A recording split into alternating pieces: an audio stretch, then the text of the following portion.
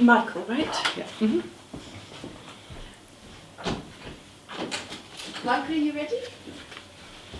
Come in and take a seat here and take your coat off and put your stuff down and get ready when you're comfortable. Hi. Hiya. So I'm Catherine. Hiya. Nice to meet you. Look, I'm Caroline, I'm the French tutor. Hiya, that's me. I'm the German tutor. And we interview everybody for all combinations, irrespectively, okay? But today we're going to look at an English passage Okay. that we look at with everybody, and we're also going to look at a French passage, Okay. So we'd just like to start off by asking you why you'd like to apply to read French at Oxford. Well, I like the look of the course at Oxford because there's a lot of literature and you get to do a lot of reading throughout lots of different centuries. I think it'd be really interesting to get involved and really study quite deeply into the centuries. Have you had much opportunity to do that at school? Not particularly. We focus more on films and reading news and stuff like that. Yeah. Yeah. Is there a film that you've watched that you had a reaction to that you either liked or disliked? We watched Intouchable. Uh-huh. It's a really funny film about a paraplegic fellow. And, Doesn't sound very funny. No, but it's about his relationship with his carer. Right. From two completely different walks of life. Right. But they get on really well. It's really Yes. nice. Quite Yes. heartwarming, yeah. Yes. What do you get an insight into from that film?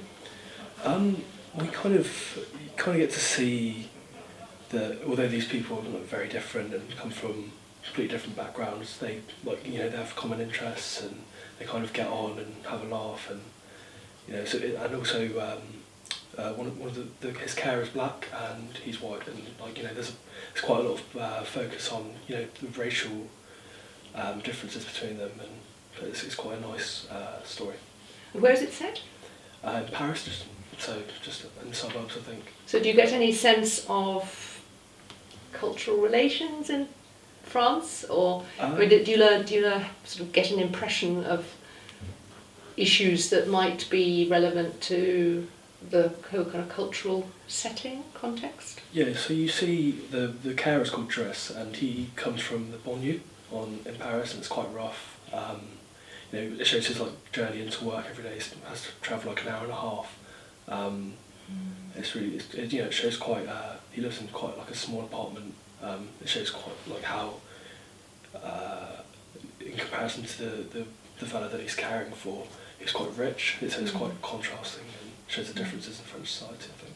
So do you reckon if you're watching a film like that, does that give you any insights that are qualitatively different from what you might be learning if you were looking at the political situation in France, learning about different parties, learning about perhaps history or other types of aspect that one might study also through the medium of French and in relation to French language?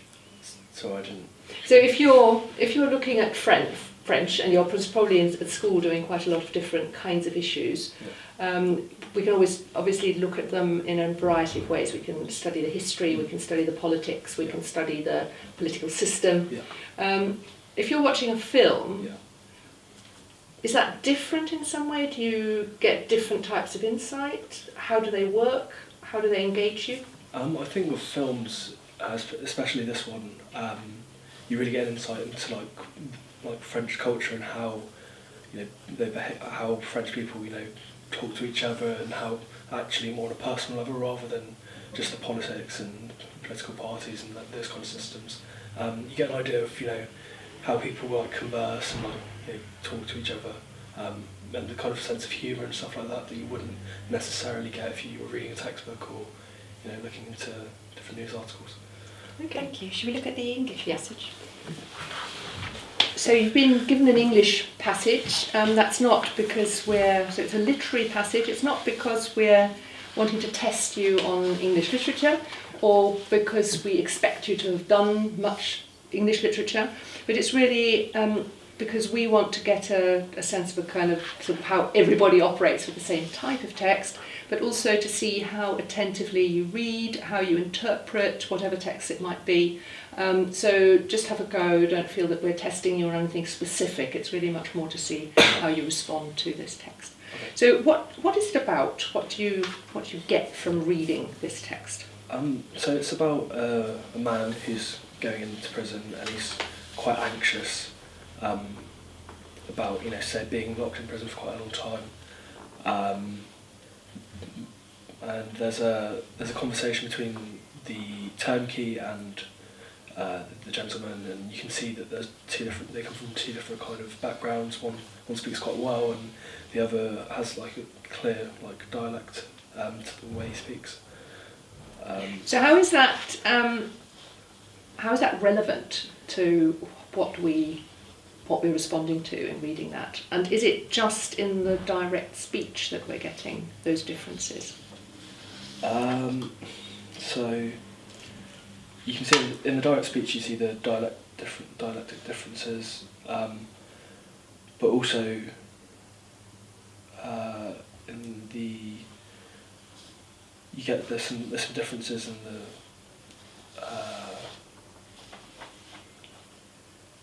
yes. So on line 22 it says quoth, and that's not generally quite a formal way of speaking, but that's directly next to perhaps, which is quite strange and different. So you're getting quite a contrast there between the direct speech and what the narrator is using. Yeah. Yes, good. Is there anywhere where you can see that the narrator is also using different? Do you know what registers are? So different registers are sort of different levels of formality. Okay. So does the narrator use just one level of formality? So is the narrator's speech the same right the way through, or are there differences there? I think there's definitely different tones. Maybe not registers, because he opens quite formally in quite like a archaic way. So he says there had been taken to Marshalsea prison, which is quite distant and quite puts a distance between him and the story. And then kind of the next two paragraphs, he's kind of just like telling a story as if he knows this fella. Okay. What about line 16, or so line 15 and 16? Is there something weird there? Oh yeah. So the register does change. As he says, that some of them was and some of them wasn't. So he takes on the turnkey's dialect in his in the paragraph, and then also it's quite informal where he says in general more no than a yes, which is quite different to the way he opens with quite a formal register. Yeah. And do you think then, looking back at the quoth in line 22, is that entirely serious, do you think? Is that how the narrator is kind of talking right the way through? I mean, there's obviously potentially something about the time it was written, so one would need to look more into how standard that was at that point. But might there be some kind of other effect going on there? Well, it's definitely contrasted to the way the turnkey's actually talking. I don't know whether it's serious. It seems perhaps ironic. Yeah. He's kind of saying quaff the turnkey. Yeah. And particularly because earlier, in fact, the narrator seems to have almost aligned himself with the way in which the turnkey's speaking. So what is a turnkey? I assume it's like a jailer. Yeah, it's an old word for jailer. Good, well done. Okay, thank you. Should we look at the French piece now? Is that okay?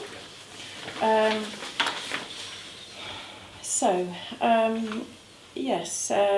Can you tell us about this passage? So this passage is a letter written from Julienne C to her aunt. She's basically recounting her day and how she's had a bit of a nightmare day. And she seems quite naive. She starts off saying "Il faut que je vous raconte ce qui m'est arrivé avant hier," but then makes it sound like something really bad's happened to her, but then goes on to say how she's basically dropped a dress of her mistress, and she's like crying, and then she met this gentleman. It seems quite like she's making quite might not have. It doesn't seem like the kind of thing that you'd write a letter to somebody about. How are you? That this has happened to me, but she recounts like quite a strange and not insignificant story, but it seems quite frivolous. So so what strikes you about this passage is the naivety and the sort of mundane aspect of it. Can you say a bit more about that? So the way she describes the day, it's just quite like, describes all the details. So she says on line 9, il passait aussi au monsieur qui avait l'air bien gentil, qui avait un joli habit, and like she's kind of made this assessment on this man. But it's a bit of a digression from the story, and then. Is it a digression?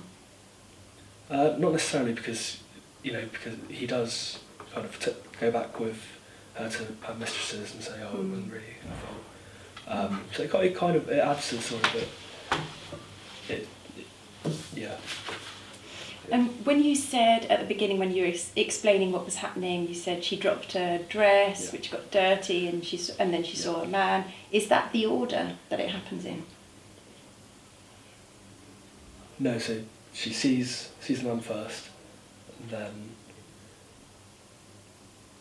she drops the dress, and then she falls over, and then she starts crying, and then she goes back to the house. And why does she drop the dress? Do we know? There's the suggestion that there was quite a lot of people in the street. Do we know anything about their... you haven't mentioned this yet, but there are some things that we know about her. She seems to be a working woman. Is he of the same social class? No. How do you know that he isn't? Because she addresses him as le monsieur. Yeah. So there's probably kind of a difference in social rank there. Yeah. So she shouldn't really be looking at him. Yeah. Yeah. It's sort of surprising, isn't it? Okay, well, let's leave that there. Thank you very much. And now I'm going to ask you a couple of questions in French, if that's acceptable to you. Donc, est-ce que vous êtes jamais allé en France? Oui, je suis allé à France il y a 2 ans. Je suis allé à Montpellier avec mon école. Oui, c'était bien. Qu'est-ce que vous avez fait là-bas? C'était une semaine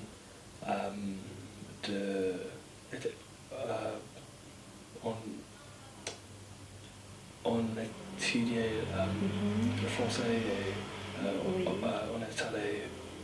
pour étudier? Oui, pour étudier. Et je suis allé à Avignon aussi. Oui, c'était bien. C'est beau Avignon, je pense. Oui, c'est très beau. Il y a un grand pont. Un grand pont? Oui. Ah oui, il n'y a pas une chanson là-dessus? Oui, je pense. Oui, mais on ne va pas vous demander de chanter ces chansons-là tout de suite. Bon, merci beaucoup. Okay, I don't think I've got any more questions. Do you have any questions? No, I don't. Well, let's stop there then. Thank you, Mark. Okay, thanks very much. Cheers.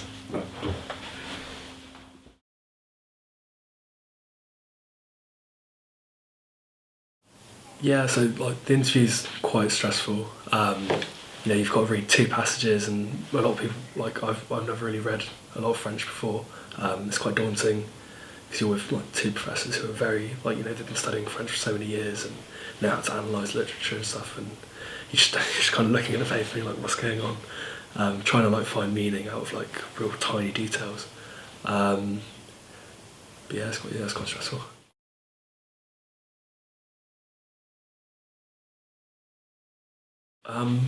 don't worry too much about the interviews. They're not there.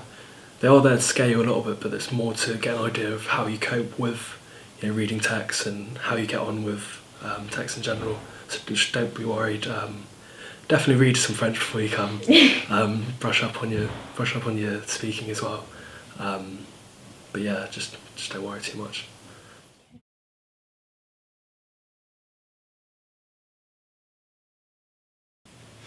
Well, I think he did really well, specifically in the way in which he said, sorry, I don't understand that question. Can you ask it again? And kept going. And then when on the French passage, there were some bits that he didn't understand. He didn't understand where I was trying to get to, but he went with me. And then when I kept asking questions, he kept on going with me. It's that process that was really good. I mean, some tutors talk about sort of concept of being kind of teachable, and he came across as very teachable because he was willing to listen and then have another look, wasn't thrown when it was sort of suggested that there was something more that he could be finding. Also, when I threw in the concept of register, which is quite unlikely that he would have known, I'm not testing whether he knows that word, but whether when I give it to him and give him the concept, he can kind of run with either the concept or the word. It doesn't matter whether he then uses the word. So I think he kept going and kept going in quite a sensitive way that showed us that he was able to look at a text and make something of the information that was there, and then also make something of the information that we were feeding in the process. So I think that's perhaps relevant in terms of advice for what candidates should or shouldn't do. So if you're so focused on the interview in terms of a test and that you're being tested on what's right or wrong, then you're not going to be concentrating on what's on the page and just making the best of what you know in relation to what you're seeing. So I think just keeping going, not trying to second guess what the interviewer is judging you for, because you actually don't know. And in fact, by the end of this interview, we can say, yes, he did well, he's definitely a takeable candidate, but whether we then offer him a place or not will depend on a whole range of other factors, will depend on the competition that he's in that year. So it's not even something that we know at that point whether this candidate is in or out.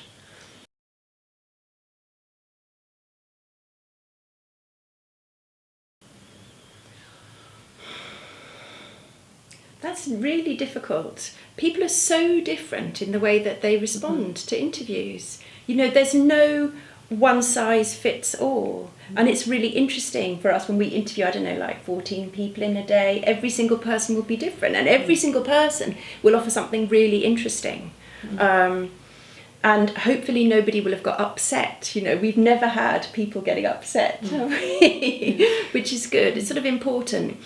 I might have, in a real interview, I probably would have spoken a bit more French. That would have gone on for a bit longer. But that opening session where Katrin was talking to him about films and the difference between films and politics and different information, that was really quite good. Yes, he responded well on that. Yeah.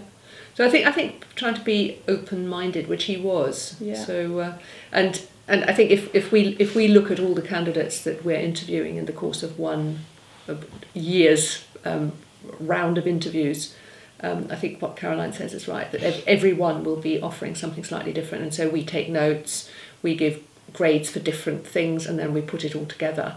And candidates may be successful for very different reasons, and the interview will be playing a very different part in that process.